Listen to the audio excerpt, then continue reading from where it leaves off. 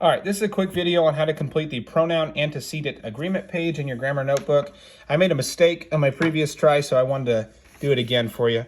You're going to need this cut out here, or print out rather, a pair of scissors, a pencil, and a glue stick. If you have those things, you are ready to get started. First thing you want to do is cut out each of these words, just around the solid black line. Do your very best to make it nice and neat. Once you do that, you can see my little pile over here. You're going to have a pile of words. We want to get them glued down on our paper so we don't lose them. Okay, real quick. The skill of pronoun-antecedent agreement can be a little bit complicated. To understand it, we need to know what is a pronoun and what is an antecedent. Well, a pronoun, we've done a page in the grammar book of them already, is a word that replaces a noun in a sentence. Okay, what it does is it keeps us from being repetitive and having to repeat the noun over and over again. And the antecedent is the noun that pronoun replaces. Let's look at an example. My sister snores when she sleeps. My sister snores when she sleeps. Okay, the noun in this sentence is sister, and the pronoun is she.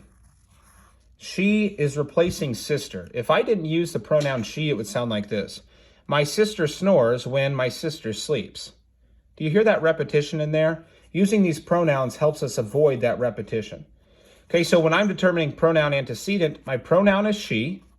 Antecedent is the noun that she replaced, which is sister. Okay, so if I had this one down here in the table, I would put she under pronoun, sister under antecedent, and then do they agree? Well, that's an interesting question too. What does that mean? Well, pronouns and antecedents agree when they agree in number and gender.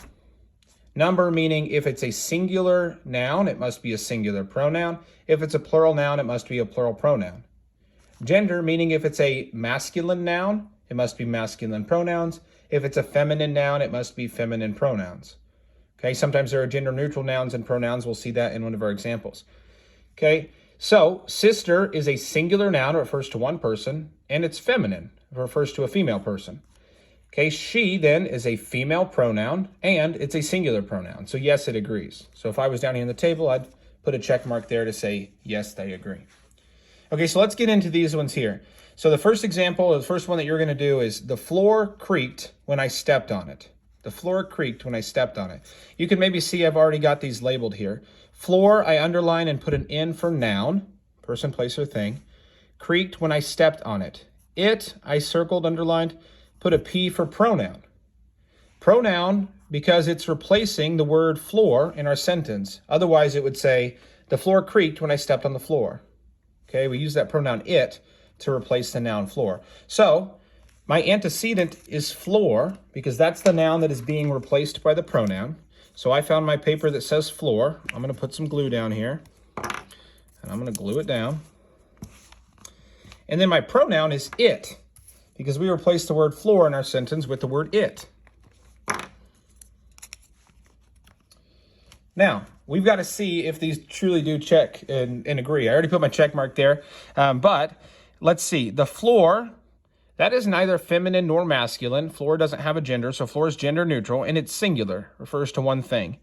It, also singular, so they agree in number, and gender neutral, so they agree in gender. So we can indeed put a check mark right here to show that they agree.